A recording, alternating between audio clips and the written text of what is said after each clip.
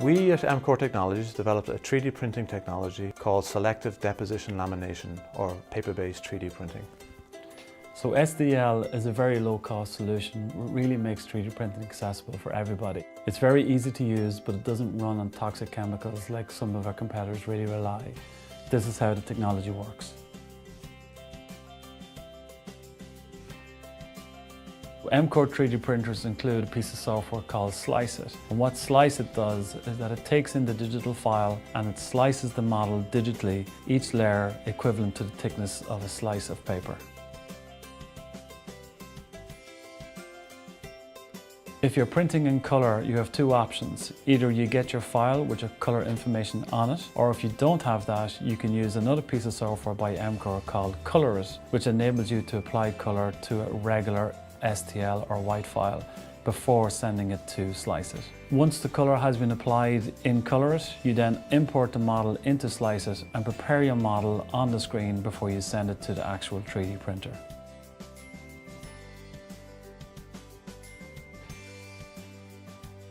Printing in colour is a two-stage process. So when you have your colour model in Slice It, when you hit Generate Layers, not only does it work out the cut profile around the geometry, it also works out the colour along that path. Then we hit Print and we send that colour information to a 2D printer that takes the MCore ink and prints that colour in duplex onto each sheet. We then take those sheets of paper and load them into a 3D printer for 3D printing.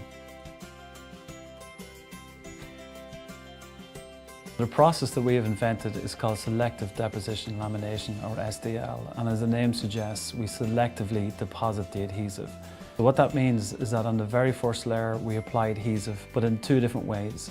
On the waste material we put down a very low density adhesive, and on the part itself we put down a very high density adhesive. Then what happens is that a new sheet is pulled in from the paper tray. It's placed on top of the freshly applied adhesive. The whole plate is pressed up against a heat plate, which makes sure we have a positive bond between the two layers. The build plate comes down and it's ready for the next process.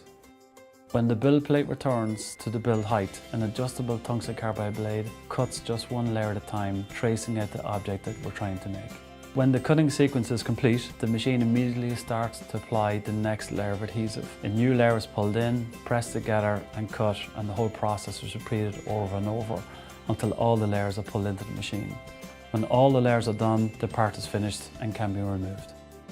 The whole benefit of the SDL process becomes apparent when you actually try to remove the waste material from the finished object. Because we applied higher density adhesive for the part and lower density adhesive on the waste, it means that the waste material comes off very easy. Also, to make it easier to remove the waste material is cut up into cubes, or as we call it, dicing, which means that the waste material can be removed very easily into nice little blocks. And that means that you can get very intricate parts out of your model when it's finished.